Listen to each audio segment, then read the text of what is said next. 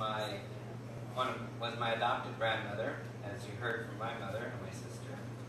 And of course, that meant that we spent a lot of time with her, and she had a lot of influence over both of us, my sister and I, growing up.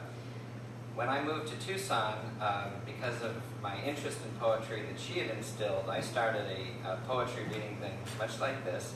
We would have a theme, and one of the evening's themes were trees, and another evening's themes were flies.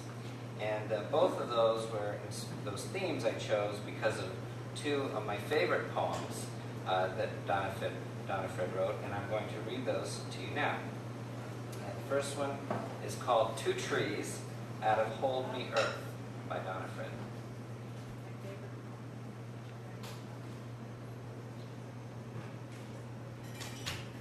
He drew his strength from a deep taproot and grew in one direction, to a chosen point. Few branches squandered his powers. He was little concerned with the gossip of simpering winds or the twittering of silly songbirds. He shared his secrets only with the stars. Her sap surged outward to her tingling twigs. Her strength went into many branches, fragrant with blossoms and heavy with the fruit in their season. Myriad with the birds that nested in her leafy labyrinth and raised their young each summer. Squirrels hoarded their winter stores in her sanctuary. Generations of children climbed her laden ladder limbs to a halfway heaven, leaf roof for dreaming. He was predestined to be cut down for a strong, straight telephone pole. Servant to the world of communication, while the silly songbirds gossiped on his crosswings, simpering winds hummed through the taut wires, and the stars glistened.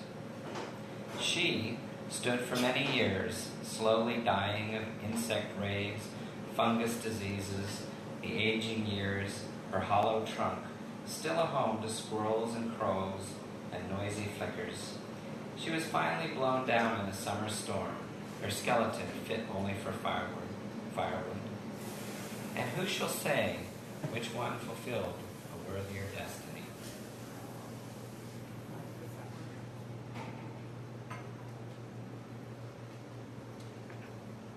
Through a dark keyhole, that I should weep over a fly. Here where the wind and the grasses are sculpturing their circular patterns in sand, while the fast sinking sun is still touching the shoals and the outgoing tide is softly retracing its way to the sea. Here, barely escaping my hazardous leaping, my barefooted splashing from hummock to hummock, here, caught in the last shimmering splinter of sunlight, a mist-spangled spiderweb tangled in sawgrass. My feet stop in mid-stride, right where I am, as my ears catch the sure, unmistakable sound of a fly. Down on my elbows and knees in the wet sand, I know him, this terrified, helpless, small creature that I am studying. Say, am I God, calmly watching his struggles and making no sign? His vibrating wings make minuscule rainbows as he beats his last buzz and winds his own shroud. But where is the spider? No leaf to hide under. I search every inch of near space. She eludes me. Unfindable spider, unfortunate fly, caught here unwary in a web of no meaning. When morning comes hurrying down from the far dunes to floodlight the salt marsh, and the push of the inrushing tide has stirred it to mire, fly, who in your wet world will wonder or care whether you lived or whether you have died? And so fly, should I?